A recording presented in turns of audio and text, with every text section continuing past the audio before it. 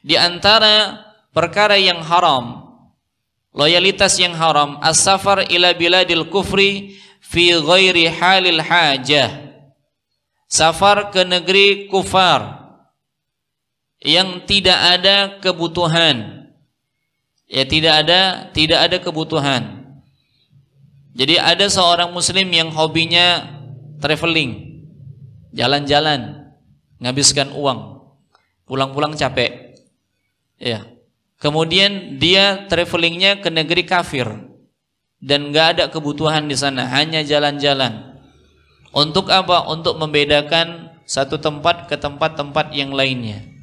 Ya, satu tempat ke tempat-tempat yang lainnya. Ikhwani fiddin, hadani Allah wa iyyakum jami'an. Dan ini ada kisahnya. Ada orang yang kaya memang. Dan targetnya itu setiap bulannya atau setiap berapa bulan dia harus keluar ke negara-negara yang memang dia senangi, dan tidak ada keinginannya untuk safar ke negeri Saudi untuk melaksanakan haji atau melaksanakan umrah. Tidak ada sedikit pun ya terdetik di dalam hatinya untuk safar ke sana. Dia muslim.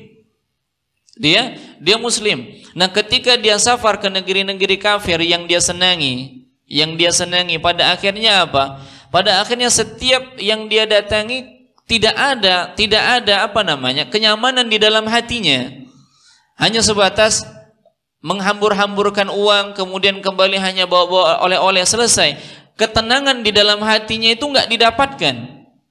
Ya. Kemudian ada salah seorang yang mengusulkannya, kenapa engkau tidak safar ke Mekah dan ke Madinah? Nah, seperti itu dia.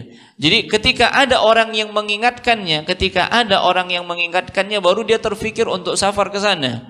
Jadi sudah berapa tahun dia lakukan safarnya itu ke negeri-negeri kaum kafir, orang-orang kafir, maka ketenangan hatinya itu enggak dia dapatkan. Pada saat dia menyiapkan bekal menuju Makkah ataupun Madinah, ya, menuju Arab Saudi, ternyata ketika sampai di sana, ya, ketika sampai di sana mulailah dia rasakan bagaimana penduduknya, bagaimana ibadah di sana, bagaimana ketika dia masuk ke dalam masjid, ya, terkhusus Masjidil Haram. Ini berbeda yang dia rasakan ke negeri-negeri kafir ketika dia safar.